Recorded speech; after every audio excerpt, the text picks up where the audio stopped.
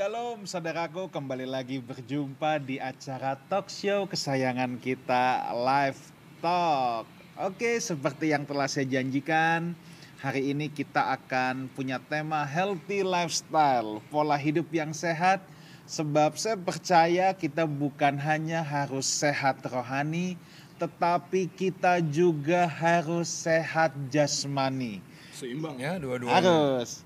Dan hari ini seperti biasa saya tidak sendirian selain bersama Pastor Ruli dan juga kita ditemani oleh Dr. Samuel Utoro. Saudara, beliau ini dokter gizi saya juga walaupun saya masih dalam perjuangan.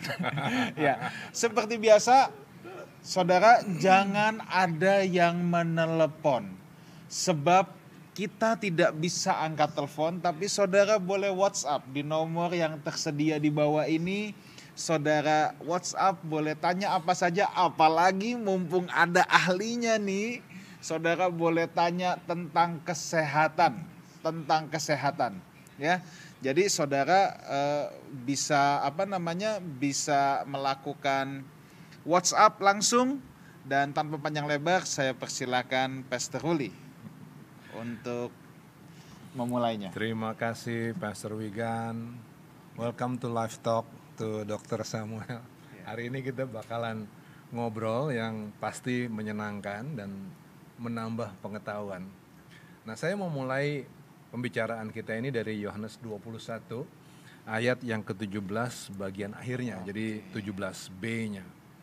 Ini adalah pembicaraan antara Tuhan Yesus dengan Petrus pada saat itu. Di bagian akhirnya Tuhan Yesus berkata begini, "Gembalakanlah domba-dombaku," kata Tuhan Yesus kepada Petrus. Ya. Kata gembalakan di dalam ayat itu pakai kata Yunani bosko, yang artinya adalah memberi makan. Gembalakan itu memberi makan, rawat domba-dombaku. Ya. Nah, ngerawatnya itu gimana? Ngerawatnya adalah dengan mendidik umat supaya umat ini punya pengetahuan yang benar dalam segala sesuatu, dan akhirnya tahu bagaimana harus memilih yang baik, supaya lewat pengetahuan yang hebat itu umat menjadi suci, tidak bercacat, tidak bercela menjelang hari Kristus. Saya Itu suka tujuannya. sekali dengan kata mendidik tadi, karena banyak orang berpikir kalau merawat itu ngomong-ngomong aja. Nggak bisa merawat, itu harus mendidik supaya umat jemaat punya cara berpikir yang sehat, sehingga dengan cara yang berpikir yang sehat mereka tahu harus pilih tangan kanan atau tangan kiri, harus A atau B. Lewat pilihan-pilihan yang cerdas itu umat menjadi suci, tidak bercacat menjelang hari Kristus. Filipi 1 ayat 9 sampai 10. Gereja, ya, jadi kan Petrus itu kan kemudian nanti tanggung jawabnya untuk mendidik itu kan diambil alih sama gereja. Yes. Nah, gereja itu punya tanggung jawab, yaitu mendidik jemaat supaya jemaat itu suci, oke? Sayangnya belakangan ini tanggung jawab gereja untuk mendidik umat kurang disadari, sehingga ketika jangan pakai kita nanti orang marah. Jemaat di Singapura di pedalaman itu, kalau orang bicara tentang Tuhan selalu bicara tentang hal-hal yang gaib, hal-hal yang mistik yang nggak bisa masuk ke dalam akal, mujizat dan lain-lain. Iya, memang ada mujizat pasti, namanya Allah mampu bikin mujizat, ya nggak sih? Normal-normal aja. Tapi jangan konsumtif, jangan gereja itu dipenuhi dengan pengajaran-pengajaran tentang hal-hal yang gaib. Nah, sekarang orang tuh seru sama yang gaib-gaib ini. Jadi orang pada bikin KKR. KKR, bikin apa di KKR-nya? Peragaan berkat. Supaya orang yang sakit datang ke gereja didoain sembuh. Gitu kan? Orang yang punya utang didoain supaya utangnya terbayar. Orang yang gak punya kerjaan didoain supaya nanti jadi direktur. Itu akhirnya jadi klinik. Itu jadi perdukunan modern namanya. Nah, kita harus putus mata rantai itu, dan kita harus ambil tanggung jawab gereja untuk mendidik. Itu adalah tugas yang Tuhan Yesus sampaikan. Bukankah fakta bahwa utang nggak bisa dibayar dengan doa, Dok? Bukankah adalah fakta, Dok, bahwa kesehatan itu nggak bisa didapat lewat anugerah dari langit, kan, Dok? Fakta kan? Nah, oke. Jadi kita ini adalah anak Allah yang bertanggung jawab, betul nggak, Dok? Itu kan yang kita mau bicarain malam ini, kan, Dok? Sekali. Bertanggung jawab, menjaga kesehatan adalah bagian dari iman juga, kan, Dok? Iya, tanggung jawab. Tanggung Tiap jawab, orang. kan, Dok? Iya. Nah, bahkan Tuhan Yesus, Dok. Tuhan Yesus juga adalah pribadi yang sangat bertanggung jawab. Iya. Ada satu bagian, ini dokter juga pasti sering dengar, 2 Korintus 8 ayat 9. Ditulis begini, karena kamu telah mengenal kasih karunia Tuhan kita, Yesus Kristus, bahwa Ia yang oleh karena kamu menjadi miskin, sekalipun Ia kaya, supaya kamu menjadi kaya oleh karena kemiskinannya. Ayat ini belakangan dipelintir menjadi seolah-olah Yesus menjadi miskin supaya kita kaya raya. Itu klinik, Dok. Ya. Itu klinik supaya orang bilang gini, nah lihat tuh, dengan ayat itu maka Tuhan Yesus rela miskin supaya kita banyak duit. Salah. Miskin di situ adalah bahwa Dia yang adalah Allah, yang menciptakan segala sesuatu, rela menjadi manusia. Itu miskinnya. Ketika Dia menjadi manusia, Dia kasih contoh kepada kita bagaimana cara hidup yang benar. Itu yang disebut dengan kekayaan. Cara hidup yang benar. Itu kekayaannya. Nah, cara hidup yang benar bagaimana? Cara hidup yang benar adalah, misalnya hari ini kita membicara tentang kesehatan. Cara hidup yang benar adalah makan benar, olahraga cukup, ya kan? Istirahat cukup, maka kita akan sehat. Nggak bisa kesehatan itu lewat anugerah dari langit. Wow, luar biasa. Saudaraku, sebelum kita meneruskan perbincangan yang pasti seru banget ini bersama Dr. Samuel, saya mau mengingatkan jangan telepon, apalagi tadi ada yang video call. Saudara cukup melihat wajah kita di layar kaca, kemudian saudara WA saja. Seperti biasa, kalau saudara mau disapa, saudara cantumkan nama, asal dari mana, misalnya Andi dari Jakarta, nanti kita sapa ya. Dan kalau saudara mau no name juga tidak apa-apa. Saudara bisa WhatsApp langsung, kirim pertanyaan saudara, mumpung ada ahlinya. Dan saya mau mengingatkan sebelum saya ngobrol ke Pak Dr. Samuel, saya mau mengingatkan bahwa Tuhan memberikan matahari untuk orang benar dan orang tidak benar. Tuhan menurunkan hujan untuk orang baik dan orang jahat. Artinya apa? Dalam hidup ini ada sebuah rule of the game. Siapapun yang kerja keras bisa memperoleh berkat. Siapapun, tidak peduli Kristen atau non-Kristen, kalau dia menjaga kesehatan, dia bisa beroleh kesehatan. Ya, langsung saja kita mau bincang-bincang nih dengan Dr. Samuel. Apa kabar, Dok? Kabar sehat dan bugar. Wah, mantap. Saudara, saya turun 20 kilo sama Dr. Samuel. Mungkin saudara lihat, tapi kok pastor masih besar, dulu lebih besar lagi. Sekarang lagi berusaha untuk terus diturunkan walaupun lagi agak macet. Oke, Dok, saya mau tanya nih, Dok. Bagaimana dokter menempatkan Tuhan dalam profesi dokter? Dalam disiplin ilmu yang dokter tekuni. Kita mulai dari sini dulu. Saya belajar di kedokteran dalam upaya untuk apa? Sebenarnya saya perantara dari Tuhan. Yang menyembuhkan itu Tuhan. Saya hanya memberikan jalan arahan. Apalagi bidang saya, bidang gizi. Saya memberikan arahan ke pasien saya, makannya harus begini, porsinya begini, cara masak begini, ya. Tapi yang membuat dia bisa sembuh dari penyakitnya, misalnya dia kena diabetes, dia bisa taat, itu yang di atas, Tuhan. Bukan saya yang menyembuhkan, saya memberikan jalan. Wow, saya suka sekali dengan kata dokter tadi, dokter sebagai perpanjangan tangan. Iya, perpanjangan tangan. Jadi Tuhan menggunakan saya, Anda berikan, kasih tahu. Nah ini juga tanggung jawab tapi pasiennya. Pasiennya harus punya tanggung jawab. Seperti pastor tadi cerita bahwa manusia harus punya tanggung jawab. Tanggung jawab apa? Membuat tubuhnya sehat. Jadi nggak bisa dari atas sehat, nggak bisa. Jadi tadi memang betul apa yang Injil Matius katakan, Tuhan yang memberikan matahari untuk orang benar dan orang tidak benar, berarti siapapun bisa memperoleh kesehatan ya dok ya. Yang menarik dari yang dokter ini sampaikan, tahu nggak apa? Gini, dokter ini bilang begini, bahwa yang disebut dengan pelayanan atau melayani bukan cuma kita pastor. Tapi juga dokter, ibu rumah tangga, polisi, jaksa, semuanya itu pelayanan di bidangnya masing-masing. Kebetulan dokter melayani Tuhan lewat pengetahuan medis, menyembuhkan orang, tapi itu kepanjangan tangan Tuhan. Begitu juga yang lain-lain kan begitu dok, itu betul sekali. Praktek ini pun pelayanan ya dok. Pelayanan itu. Jadi dalam hal ini iman dengan ilmu tidak bertentangan ya dok ya? Oh enggak, kalau menurut saya seorang ilmuwan dia harus beriman. Entah agamanya apa, pokoknya dia harus beriman.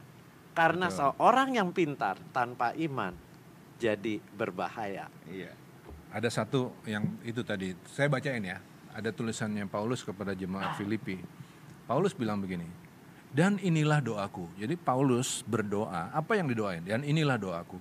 Semoga kasihmu makin melimpah dalam pengetahuan yang benar. Dan dalam segala macam pengertian. Sehingga kamu dapat memilih apa yang baik, supaya kamu suci dan tak bercacat menjelang hari Kristus. Itu yang barusan dokter bilang, bahwa kita tuh harus pintar. Di dalam segala sesuatu. Di dalam kedokteran, di dalam apa, pintar. Tujuannya apa? Bukan buat bikin kita kaya, jangan ke situ larinya, ya enggak? Untuk melayani orang lain di dalam profesi kita. Tapi apakah berarti nggak boleh cari duit dong? Enggak dong. Duit kita kan hidup di dunia. Artinya, tapi kita juga harus punya timbang-timbang. Yang kita layani ini orangnya bagaimana? Karena kita juga punya keluarga. Kalau orangnya memang dia tidak mampu, ya kita juga merelakan. Nggak bisa kita matok semua orang harus bayar kita segini-segini, enggak. Pada saat kita belajar dengan baik, pada saat kita melayani dengan baik, orang datang. Ketika orang datang ada yang bisa bayar, ada yang enggak.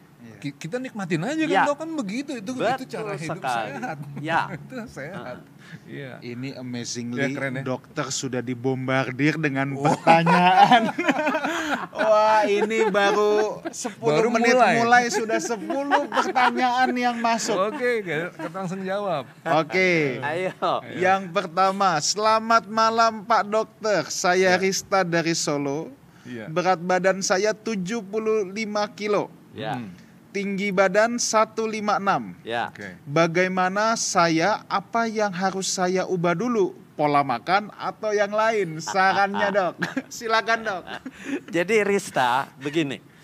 Dalam program kalau ingin menurunkan berat badan, yang utama bukan programnya sebenarnya. Tapi Anda menemukan goal hidup Anda itu apa? Oh, gimana tuh maksudnya? Goal hidup. Anda gemuk, Anda harus punya suatu target goal. Saya pengen apa? Kalau cuma sekedar pengen langsing, itu kalau saya bilang bukan goal. Goal itu adalah sesuatu yang sangat diinginkan oleh orang itu. Yang kalau tidak berhasil mencapai goal itu, dia bisa nangis Bombay. Contoh, dia obes. Dia udah tahu nih. Kalau Rista belum tahu, saya akan jelaskan bahwa orang obes itu sumber penyakit. Artinya apa? Artinya suatu saat itu penyakit akan timbul semua gejalanya. Macam-macam tuh. Macam-macam. Dari situ jadi gula, jadi macam-macam. Oke, terus dok? Orang kena diabetes saja, gula, kencing manis, disebut kencing manis itu kalau di dunia kedokteran ibu dari segala macam penyakit, karena penyakitnya bisa kemana-mana. Padahal obes itu kalau saya mengatakan nenek dari segala macam penyakit. Waktu kita memelihara hidup kita, kemungkinan besar kita akan sehat. Iya. Tapi ada waktunya, walaupun kita menjaga semua itu, kita bisa tetap sakit. Kenapa? Dengan 2 tujuan tadi. Iya. Luar biasa sekali. Ya. Oke saudaraku, luar biasa, saya rasa sudah sangat terjawab. Kita masih membuka line WhatsApp walaupun Tanya lagi. masih banyak pertanyaan yang belum dibahas. Oke, next. Aldo dari Solo. Nah, Halo, ini Aldo. untuk dokter nih. Halo Aldo, papa saya telah terkena diabetes selama 15 tahun. Ya. Dan yang saya tahu selama ini diabetes adalah penyakit yang tidak dapat disembuhkan. Apakah bisa disembuhkan, Dok? Ya, benar sekali. Secara saintifik, diabetes itu tidak bisa disembuhkan. Ya. Jadi seseorang sudah kena cap diabetes seumur hidup dia diabetes. Oke. Tapi jangan kecil hati. Diabetes itu bisa dikontrol. Artinya apa? Jangan pernah punya pendapat kalau sudah kena diabetes kualitas hidupnya menjadi jelek. Iya. Jangan. Iya. Jadi diabetes yang bahaya itu kalau gula darahnya tidak terkontrol. Tapi kalau gula darah terkontrol, kualitas hidupnya sama kayak orang sehat. Dan tidak bisa terjadi komplikasi selama gula darahnya terkontrol. Jadi Aldo, Iya. Anda harus optimis. Selama gula darah ayah Anda terkontrol, dia akan fine-fine saja sampai usia tua. Tapi kalau dia tidak bisa mengontrol, itu yang bahaya. Ntar minum obat turun, nanti tinggi lagi, nanti turun lagi. Nah, sekarang caranya gimana nih supaya kadar gula darah terkontrol? Pola hidupnya dulu. Karena hidup lagi ya, balik treatment diabetes sebenarnya langkah pertama adalah pola hidup. Iya. Kenapa? Karena kebanyakan di dunia penyakit diabetes itu kebanyakan yang terkena diabetes tipe 2. Tipe 2 itu karena pola hidup yang tidak benar. Pola hidup yang nggak benar tuh Pola gimana hidup sih? yang nggak benar itu apa? Iya. Pola hidup yang makannya tidak sehat, dia makan sembarangan, dia banyak minum yang manis, dia banyak makan minum-minuman yang instan, yang semua pakai gula, minum kopi pakai gula. Nah, itu yang pola hidup salah satu dari makan. Atau juga orang-orang yang stres, selalu stres, nggak bisa mengendalikan emosi. Kemudian orang yang tidurnya selalu kurang. Kemudian juga orang yang malas bergerak. Diabetes itu sangat hubungan erat dengan aktivitas. Yang orang suka keluhin tuh gini loh dok. Orang mau makan dengan baik ya, makan sehat ya. Tapi seringkali makan sehat tuh artinya mahal. Nah, Itu salah. Itu gimana tuh dok? Yang lebih parah lagi, orang beranggapan kalau saya makan sehat, makanannya tuh tidak enak. Iya. Itu keliru. Orang makan sehat harus murah dengan bahan makanan yang ada, tetapi rasanya tetap enak. Kenapa? Karena di teori ilmu gizi, orang diabetes dengan bumbu-bumbu bebas. Oke. Jadi kalau masak buat orang diabetes, itu bumbunya harus tajam, berasa. Oke. Tapi harus ada yang dihindarin tertentunya. jangan gitu udah ya. jelas, jangan terlalu manis. Iya. Satu. Iya. Kedua, jangan asin. Karena penyakit diabetes akan sangat erat hubungannya dengan hipertensi. Bumbu kita tuh seringkali asin dan manis. Loh, lain asinnya dari apa? Oke. Kalau dari bumbu rempah-rempah itu bagus karena dia punya efek antioksidan. Yang nggak boleh tuh Yang garamnya. garam, natrium, sodium. Oke. Karena dia akan menyebabkan hipertensi di kemudian Kalau hari. manisnya dari mana dok? Yang Manisnya? masih boleh. Manisnya yang boleh dari buah. Buah tuh boleh. Buah boleh, bukan dari gula, oke. tapi buah pun jangan yang terlalu matang. Oh. Contoh, Mangga? Anda makan mangga. Jangan dong beli mangga harum manis yang mangga alpukat yang diputar-putar dikerok, itu manisnya bukan main. Oke. Ya, makan mangganya apa?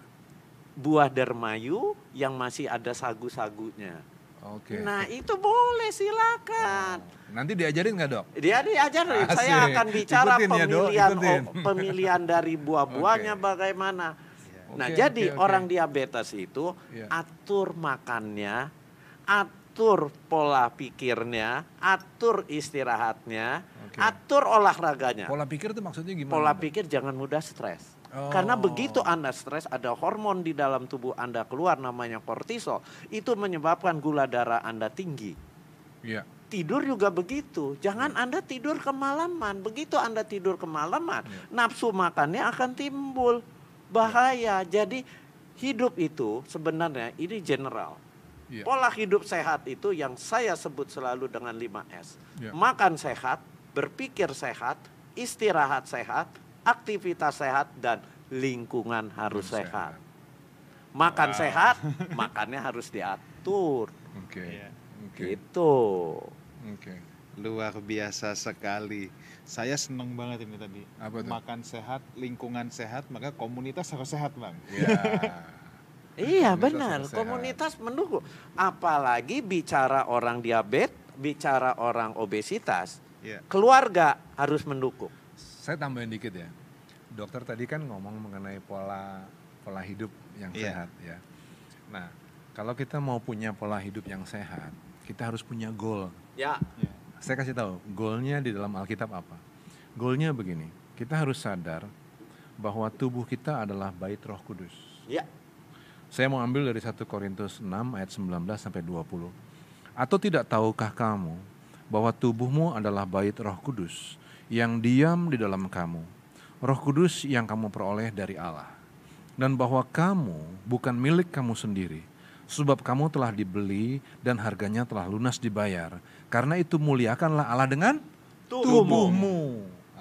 Perhatiin, ayat ini bukan hanya sekedar buat orang supaya tidak merokok.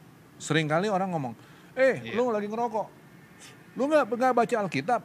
Alkitab kan bilang tubuhmu adalah bait Roh Kudus. Tapi bukan cuma buat perokok ini. Bagaimana dengan gula? Bagaimana dengan garam? Bagaimana dengan lemak-lemak? Perhatiin itu. Ayat ini bermaksud untuk menjaga pola hidup. Bahwa tubuh kita adalah bait Roh Kudus. Jangan dirusak. Muliakanlah Allah dengan tubuhmu. Kenapa? Karena dengan tubuh yang sehat kita jadi efektif buat Tuhan. Uang yang kita harus, kan gini, kan kita dapat uang nih. Kalau kita hidupnya ngaco-ngaco, uang kita habis beli obat. Padahal dokter tadi bilang dan akan diajarin nanti bagaimana masak yang benar dan lain-lain. Kalau kita jaga hidup kita, maka uang kita bisa pakai buat pelayanan. Bukan kita habisin buat obat. Of course kita pasti harus beli obat, pasti.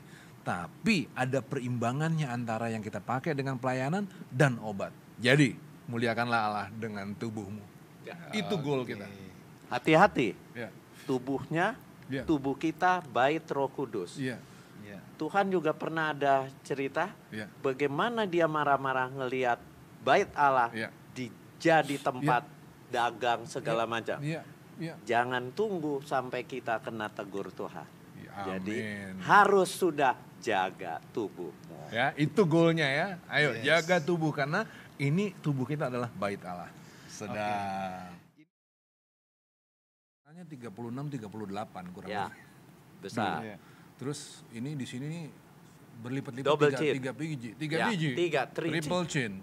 Nah, terus abis itu motivasi saya adalah saya waktu itu punya anak saya nomor 1 dan saya pergi ke dokter, semua kolesterol bintang, Dok. Langsung saya bilang, wah saya nggak mau nih kayak begini, karena nanti anak saya gede, saya udah rentak. Itu goal. Itu goal. Dapetin itu. Langsung saya tahan Dok semua. Sekarang channel saya 32. Itu kan goal. Goal Anda besar kuat. Bukan cuma mau kurus. Bukan. Kalau cuma sekedar penampilan, sering saya punya pasien. Dok, saya mau merit 3 bulan lagi. Datang sama ibunya. Ibunya juga, dok saya mau ngawinin anak saya 3 bulan lagi. Saya pengen langsing karena di panggung pakai kebaya. Saya mau keren dong. Tapi begitu selesai acara pestanya, langsung selesai karena goalnya nggak kuat. Yo-yo diet. Iya. Itu bahaya. Ada pertanyaan lagi? Banyak ini. Saya sampai harus mensortirnya. Oke. Ini no name. Pertanyaan yang kedua. Nah, ini mungkin kita yang harus menjawab nih Bang. Gimana? Apakah anak Tuhan yang taat dan bertanggung jawab pasti sehat? Oke. Di situ saya bisa jawab begini.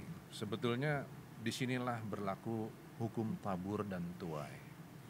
Apa yang kita makan, bagaimana cara kita jaga pola hidup, punya dampak di dalam kesehatan kita. Oke? Nah, pertama, kalau kita jaga hidup kita, kemungkinan besar kita sehat. Iya. Tapi tetap ada bagian yang tidak terselami. Bisa loh kita jaga sehat, jaga hidup sehat, ya.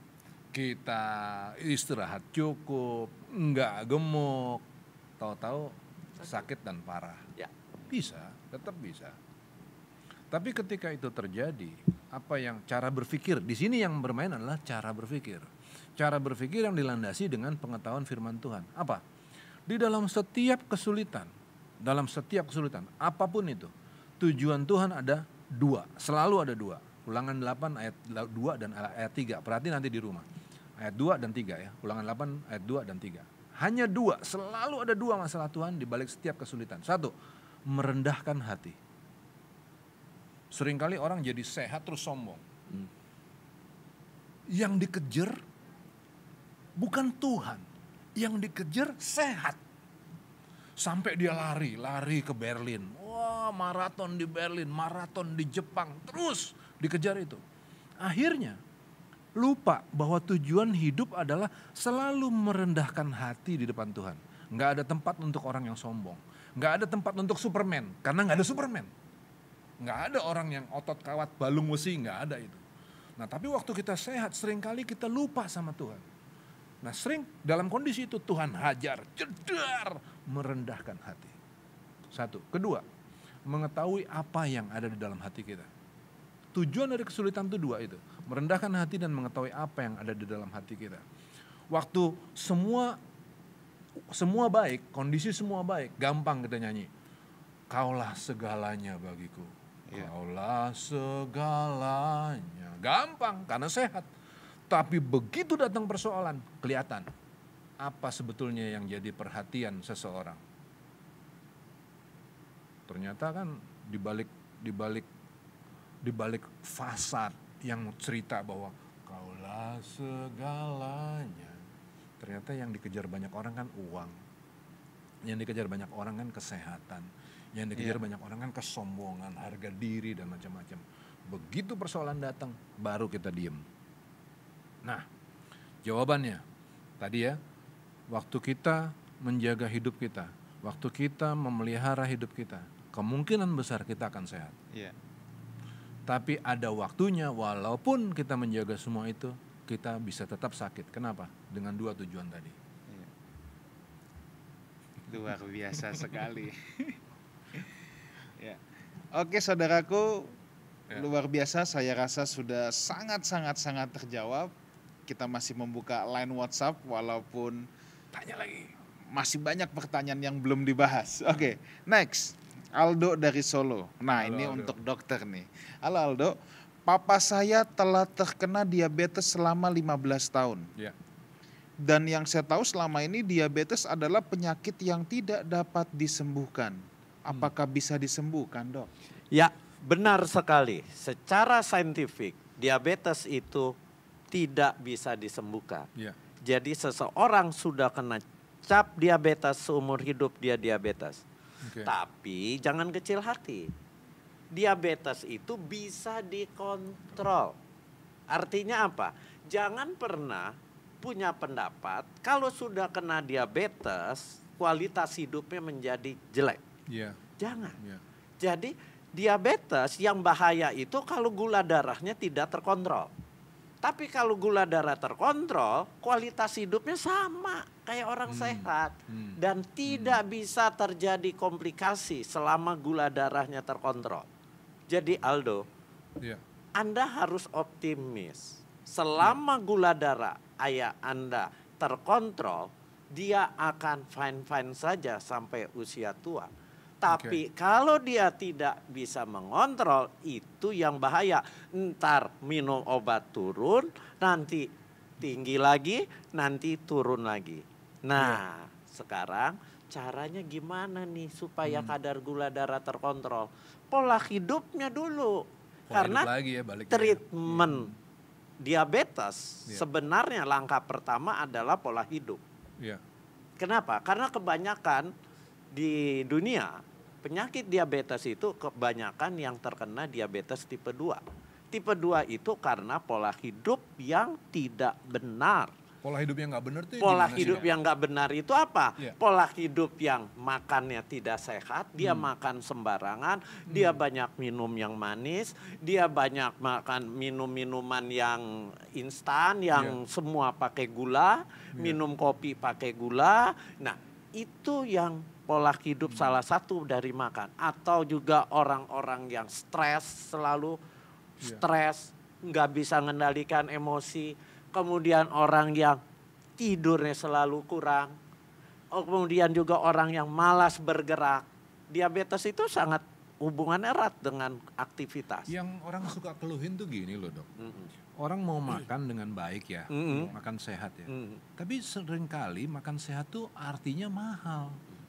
Nah, itu salah. Itu gimana tuh dok? Yang lebih parah lagi, orang beranggapan kalau saya makan sehat, makanannya tuh tidak enak. Iya. Itu keliru. Orang makan sehat harus murah dengan bahan makanan yang ada, tetapi rasanya tetap enak. Kenapa? Karena di teori ilmu gizi, orang diabetes dengan bumbu-bumbu bebas. Jadi kalau masak buat orang diabetes, itu bumbunya harus tajam, berasa. Tapi harus ada yang dihindarin tertentunya. Jangan gitu udah jelas, jangan terlalu manis. Satu. Kedua, jangan asin. Karena penyakit diabetes akan sangat erat hubungannya dengan hipertensi. Bumbu kita tuh seringkali asin dan manis. Loh, lain asinnya dari apa? Kalau dari bumbu rempah-rempah itu bagus karena dia punya efek antioksidan. Yang nggak boleh tuh garam. Garam, natrium, sodium. Karena dia akan menyebabkan hipertensi di kemudian hari. Kalau manisnya dari mana dok? Yang manisnya masih boleh? Manisnya yang boleh dari buah. Buah boleh? Buah boleh, bukan dari gula. Tapi buah pun jangan yang terlalu matang. Contoh, Anda makan mangga. Jangan dong beli mangga harum manis yang mangga alpukat. Yang diputar-putar, dikerok. Itu manisnya bukan main. Ya, makan mangganya apa? Buah dermayu yang masih ada sagu-sagunya. Nah itu boleh, silakan. Nanti diajarin nggak dok? Dia diajarin. Saya akan bicara pemilihan dari buah-buahnya bagaimana. Nah jadi orang diabetes itu atur makannya, atur pola pikirnya, atur istirahatnya, atur olahraganya. Pola pikir itu maksudnya gimana? Pola pikir jangan mudah stres. Karena begitu Anda stres, ada hormon di dalam tubuh Anda keluar namanya kortisol. Itu menyebabkan gula darah Anda tinggi. Tidur juga begitu. Jangan Anda tidur kemalaman. Begitu Anda tidur kemalaman, nafsu makannya akan timbul. Bahaya. Jadi hidup itu sebenarnya ini general. Pola hidup sehat itu yang saya sebut selalu dengan 5S. Makan sehat, berpikir sehat, istirahat sehat, aktivitas sehat, dan lingkungan harus sehat. Makan sehat, makannya harus diatur. Gitu. Luar biasa sekali. Saya senang banget ini tadi. Makan sehat, lingkungan sehat, maka komunitas harus sehat, Bang. Iya benar, komunitas mendukung. Apalagi bicara orang diabetes, bicara orang obesitas, keluarga harus mendukung. Saya tambahin dikit ya, dokter tadi kan ngomong mengenai pola hidup yang sehat ya. Nah, kalau kita mau punya pola hidup yang sehat, kita harus punya goal. Saya kasih tahu, goalnya di dalam Alkitab apa? Goalnya begini, kita harus sadar bahwa tubuh kita adalah bait Roh Kudus. Saya mau ambil dari 1 Korintus 6 ayat 19 sampai 20.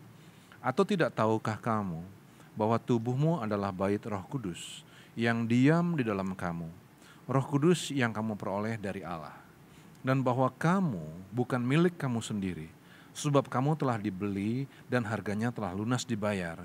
Karena itu muliakanlah Allah dengan tubuhmu. Perhatiin, ayat ini bukan hanya sekedar buat orang supaya tidak merokok.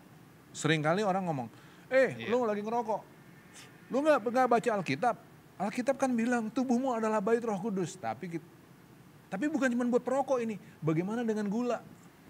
Bagaimana dengan garam? Bagaimana dengan lemak-lemak? Perhatiin itu. Ayat ini bermaksud untuk menjaga pola hidup. Ya. Bahwa tubuh kita adalah bait Roh Kudus. Jangan dirusak. Ya.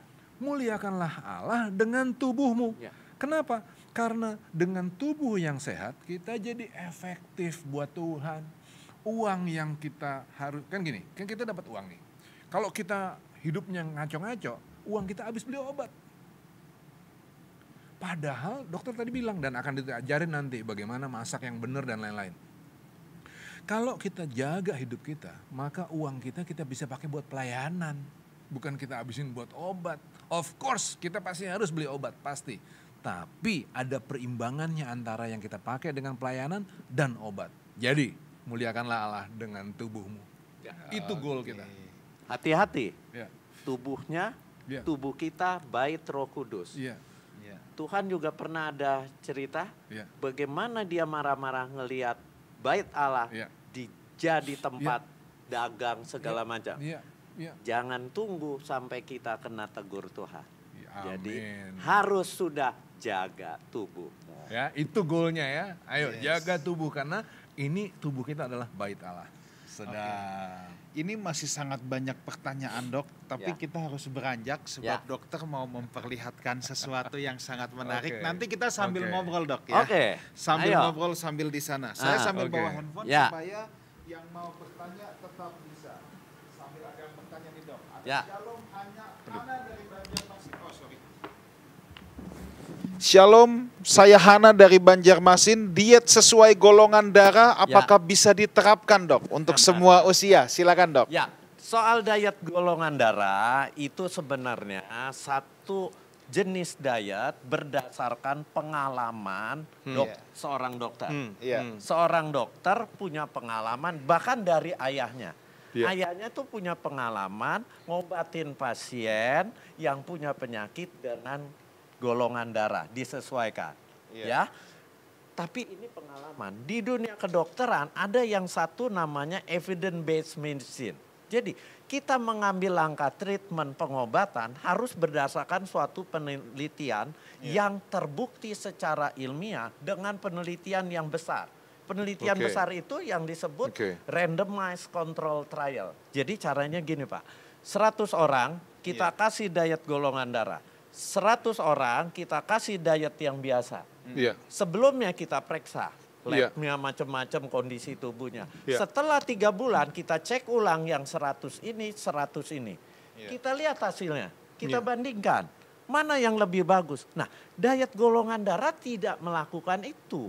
Oh jadi itu berdasarkan pengalaman. Pengalaman dokter jadi gini. Pak Pastor datang ke saya berobat. Saya kasih berdasarkan diet golongan darah. Terus pulang kan. Sekarang saya tanya, orang kalau berobat ke dokter nggak sembuh, dia balik ke dokter nggak? Kalau berobat nggak sembuh nggak?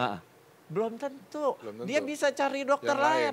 Dokter itu nggak pintar, gue cari lain. Artinya apa?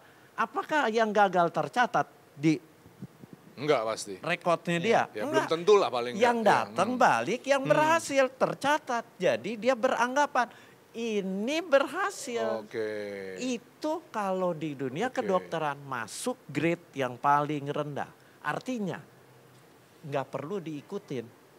Jadi kalau diet golongan darah kalau buat saya sampai saat ini belum ada suatu penelitian yang terbukti kuat. Yang merupakan rekomendasi untuk penanganan pasien-pasien berdasarkan golongan darah. Oke. Nah dok, ini di depan kita sudah ada beberapa sayur-sayuran, buah-buahan, telur. Dan saya juga melihat dari pertanyaan yang masuk, saya coba merangkumkan karena waktu kita tidak banyak. Mungkin di sini dokter mau memulai bagaimana sebaiknya pola hidup sehat itu seperti apa. Makan paginya gimana, olahraganya gimana. Tentunya kita lagi musim COVID, saudara ya. Jadi pastikan apa yang saudara beli dari pasar, supermarket dibilas ya. Kalau saya semprot-semprot dulu ya. Ini food grade ya. Saya semprot-semprot dulu, lalu dibilas. Oke dok, silakan dok. Ya, jadi gini. Yang namanya pola hidup sehat tadi saya katakan makan sehat. Yang namanya, sekarang kita bicara makan dulu deh. Yang lain-lain mungkin next acara berikut. Makan sehat itu ingat selalu 4J. 4J itu jumlah, jadwal, jenis, jurus masak. Artinya jumlah, jadwal makan, jenis, jurus masak. Jurus masak. Jurus masak. Nah, sekarang jumlah. Jumlah dulu. Anda harus seimbang antara makanan yang masuk sebagai sumber energi dan untuk sel tubuh kita dengan makanan yang dibakar melalui kita aktivitas, melalui olahraga. Itu harus seimbang. Kalau kebanyakan makan jadinya kayak apa? Gendut. Ya, ditumpuk jadi sel-sel lemak. Itu pertama. Jadwal makan dari kecil kita dibiasakan makan pagi, makan siang, makan malam. Jangan sok-sokan pengen langsing, saya makan sehari cuma sekali. Bukan begitu. Jadi kalau memang sudah terbiasa 3 kali, lakukan 3 kali. Supaya apa? Supaya metabolisme tetap jalan, tidak timbul rasa lapar berlebihan. Itu yang harus Kalau yang dipotong jumlah makannya, akibatnya kemana itu? Akibatnya di metabolisme ya? Akibatnya tubuh kekurangan energi. Kalau kekurangan energi, tubuh ngambil dari deposit energi, dari cadangan. Cadangan apa? Lemak. Bagus dong kalau lemaknya dibakar. Bagus. Kalau Anda kegemukan, kelebihan cadangan. Kelebihan cadangan Anda kurangi makan. Tapi kalau berat badan Anda ideal, dikurangi makan makin kurus. Oh iya, sebab banyak orang yang merasa dia kegendutan padahal kurus. Dan akhirnya dikurang-kurangin makan segalanya justru jadi nggak karu-karuan. Itu sekarang lagi ngetren, terutama buat golongan wanita yang sudah langsing masih pengen lebih langsing lagi. Kalau saya ketemu pasien seperti itu, saya bukan melangsingkan dia, mengencangkan ototnya, ukuran tubuhnya pasti berkurang. Nah, sekarang kembali. Jumlah, jadwal, ketiga jenis. Nah, jenis harus lengkap. Lengkap apa maksudnya? Ada karbohidrat.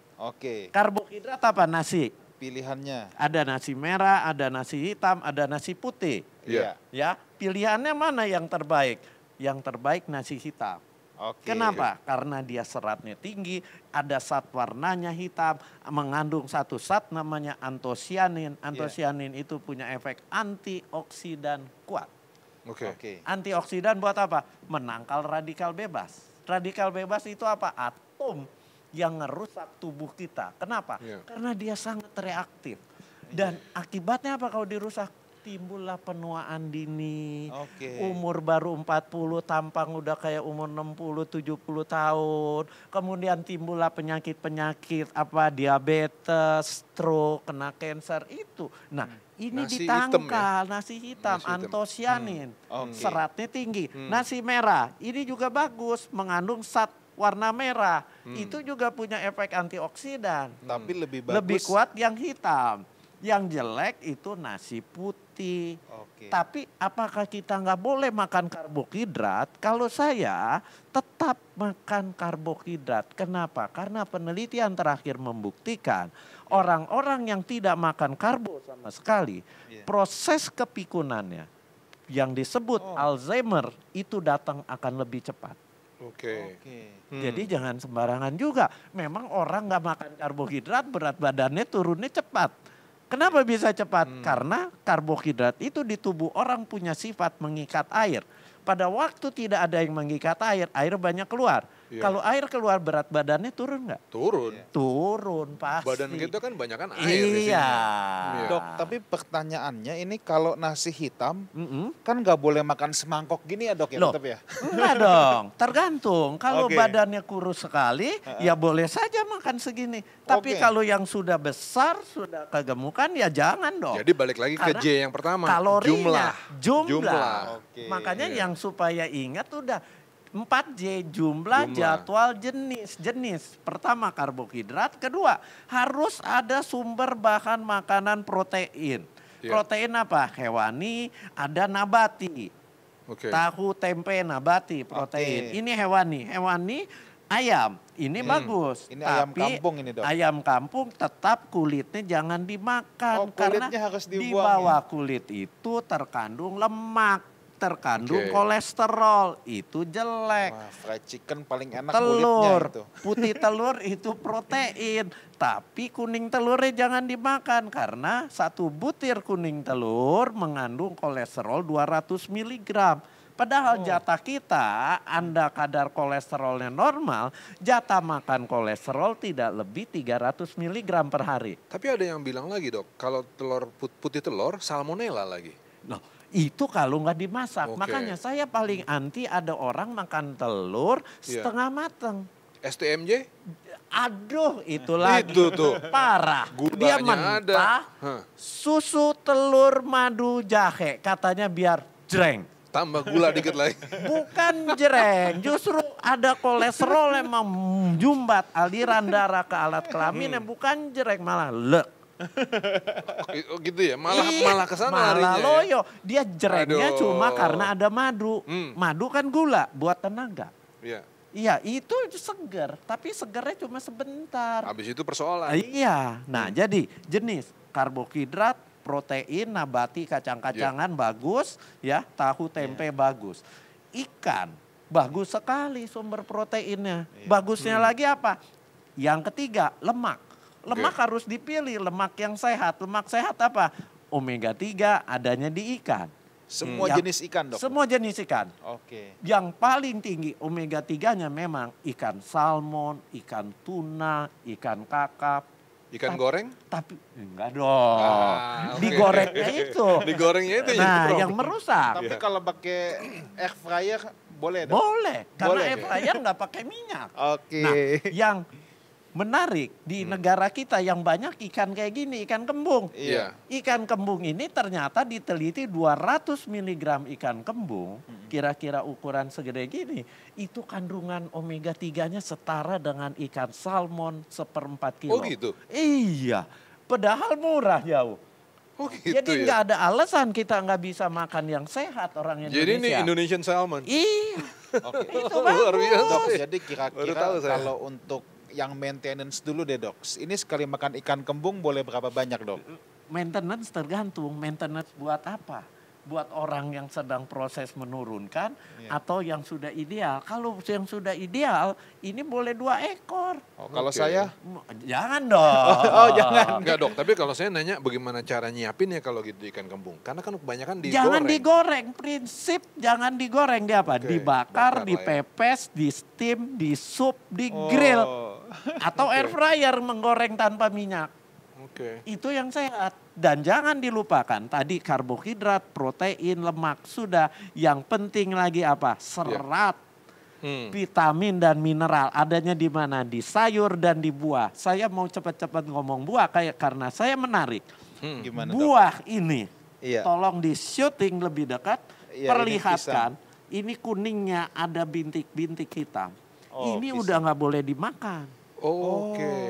Karena ini sudah terlalu matang. Kalau terlalu matang kadar gulanya sangat tinggi.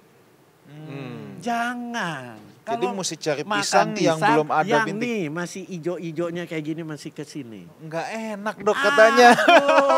Siapa bilang enggak enak? Ya masih ada ijonya jadi kadar gulanya tidak terlalu tinggi. Saya mau nanya dok, soal pisang ya. Ada satu anggapan bahwa pisang itu the most complete fruit katanya gitu. Tapi ada yang bilang no. Yang mana nih dok yang benar? Jadi pisang itu tergantung derajat kematangan. Itu di situ masalahnya. Iya. Kalau sudah seperti ini kadar gulanya jadi tinggi sekali. Ingat ya. Tapi kalau masih dalam posisi yang baik, dia memang the most complete one. Bagus. Oke. Jadi dia kaliumnya tinggi, bagus buat kesehatan jantung, bagus buat otot, kerja otot, dan bagus lagi dia mengandung serat yang tinggi, jadi memberikan rasa kenyang, karbohidratnya cukup bagus, buat energi. Makanya suka lihat gak petenis-petenis dunia. Selalu makan pisang, makan pisang. Pada waktu jaga break, kram. makan pisang, jangan kram, perutnya terisi. Karena mereka mainnya bisa berjam-jam. Jadi kembali lagi, yang pisang bagus itu yang masih ada hijau-hijaunya, benar sekali. Jadi yang waktu bukanya masih ada susah itu ya? Iya. Nah, baru terus ya, ini bagus sekali, buah ada beragam, ada buah naga, ada apel, ada pir, ada jeruk, ya. Warnanya berubah lain-lain. Ini bagus sekali. Kenapa? Karena antioksidan adanya di zat warna buah. Semakin kinclong warna buah, semakin tinggi antioksidannya. Dan yang beragam, kenapa saya bilang bagus? Karena antioksidan itu kita nggak tahu yang mau ditangkal radikal bebasnya yang mana. Jadi makan aja yang ragam. Kalau saya sarankan sehari itu makan buah minimal 5 macam, 5 porsi, 5 warna. Karena satu warna itu antioksidan kuat. Sayur juga begitu. Harus yang beragam warnanya. Supaya antioksidannya macam-macam. Dok, benar nggak buah naga ini ngurangin gula? Buah naga itu ngurangi gula atau tidak? Kalau yang terlalu matang bukan ngurangin gula, naikin kadar gula darah. Karena buah yang terlalu matang kadar glukosanya jadi tinggi. Glukosa itu yang menaikkan kadar gula darah. Kalau soal sayur dok, gimana nyiapin sayur yang benar? Beragam. Jangan Anda pagi makan kangkung, siang makan kangkung, malam makan kangkung. Jadi ikan mujair. Kangkung. Pagi ada brokoli, ada kangkung, ada kale, ada wortel. Begitu. Yang jadi problem di dalam resep-resep kita, itu seringkali sayur itu dimasak kematangan. Kayak lodeh, kayak apa itu kan. Itu salah. Jadi masak sayur itu air mendidih, masukin sayurnya. Belum terlalu layu diangkat. Itu yang dimakan. Yang salah orang kita air belum mendidih, sayurnya dicemplungin. Apinya dinyalain. Jadi larut semua. Lodoh itu namanya. Vitaminnya akan terbuang semua. Terus satu lagi, makan kentang. Kentang. Apalagi orang diabetes, makan kentang itu setelah dicuci, direbus atau dikukus, kulitnya dimakan, jangan dikupas. Kulitnya dimakan sekalian? Dimakan, karena kulit itu seratnya tinggi. Serat itu yang akan mengganggu penyerapan karbohidrat, penyerapan lemak di dalam saluran cerna kita. Hasilnya kadar gula darah naiknya pelan-pelan, lemak darahnya juga akan lebih Kalau kentang itu direbus sampai empuk bener dong? Gitu, itu nggak apa-apa kan? Yang penting kulitnya tidak dikupas. Kalau wortel? Wortel, nggak apa-apa. Kulitnya gimana? Makan. Makan? Semua pokoknya ya. Apel kulitnya makan, jeruk kulitnya makan. Jeruk jangan. Jeruk kan. Apalagi durian. Jeruk kan pahit, tapi makan jeruk. Coba Anda kalau ngupas jeruk. Itu di dalamnya ada yang putih-putih tuh? Nah, putih-putihnya jangan dibersihin. Itu yang dimakan juga? Itu dimakan karena itu serat pektin. Kalau jeruk mateng nggak? Jeruk? Mateng dong? Mateng. Jadi kan yang lain kan kalau kematangan dia terlalu banyak gula. Kalau jeruk jangan sampai yang terlalu matang udah mau bonyok. Ya gulanya akan tinggi. Kalau pir? Pir sama. Semua pokoknya prinsip. Gula di buah tuh ada glukosa, ada fruktosa. Semakin matang satu buah, glukosanya jadi tinggi. Fruktosanya menurun. Itu proses alamiah. Jadi jangan terlalu matang. Jangan yang terlalu matang, terus jangan makan juga yang manis-manis terus. Wah, waktu kita tidak terasa, kayaknya harus ada babak 2, Dok. Tahun depan nanti pergantian tahun dan challenge-nya saya sudah harus mengecil ini. Iya dong. Iya dong, dari tadi tujuan saya juga Pak Wigan. Pertanyaan terakhir, Dok. Kalau olahraga lebih bagus pagi atau sore?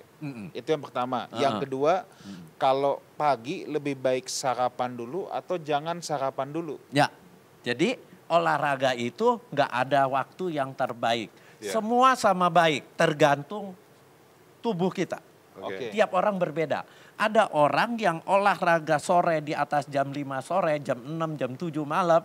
Malamnya habis olahraga, malam nggak bisa tidur. Gelisah. Kenapa? Karena emang ada endorfin keluar. Memberikan rasa bahagia, rasa lebih fresh. Tapi ada orang yang olahraga malam juga tidur blek sek aja. Boleh. Jadi waktu nggak ada. Mau pagi, mau siang, mau sore, mau malam sama bagusnya. Nah soal mau apakah olahraga makan dulu apa enggak? Tergantung lagi. Kalau Anda ingin menguruskan badan, kita mau bakar lemak. Olahraganya pagi sebelum makan. Jadi pada waktu olahraga cadangan gula kita bekas tidur itu udah turun. Waktu kita start olahraga pembakarannya bisa cepat dari lemak. Waduh. Ini benar-benar waktu habis. Waktu betul-betul sudah habis. Saudara dokter, terima kasih banyak atas kehadirannya. Kita harus nyambung nih dok. Ya. Terima kasih juga saya sudah diundang untuk Terima kasih ya dok. Saudaraku, kita sudah di penghujung acara. Masih banyak sekali yang saya belum bisa menjawab pertanyaannya. Saya belum bisa membaca WA-nya. Memang seru banget. Saya janji di bulan Januari atau Februari nanti kita harus sambung lagi. Saudara, terima kasih atas kebersamaan kita selama 1 jam. Terima kasih Dr. Samuel. Dan minggu depan kita akan dengan tema apa bang? Gembala Opahan. Itu seru banget loh. Kita akan kedatangan Pastor, ada Pastor Christopher Tapiheru dan Pastor Randy Chandra Dinata. Jadi stay tune, jangan lupa follow Instagram Lifehouse Jakarta, ada Instagram Dr. Samuel juga, subscribe Lifehouse Jakarta YouTube channel, ada YouTube dari Dr. Samuel juga, subscribe saudara kalau saudara mau tahu info-info tentang bagaimana hidup sehat. Saudaraku, terima kasih, kita sudah di penghujung acara, sampai jumpa minggu depan bersama saya Pastor Wigan Ruli Simorangkir dan Dr. Samuel dalam acara kesayangan kita Live Talk, a talk so serious, it is fun. Sampai jumpa. Tuhan berkati.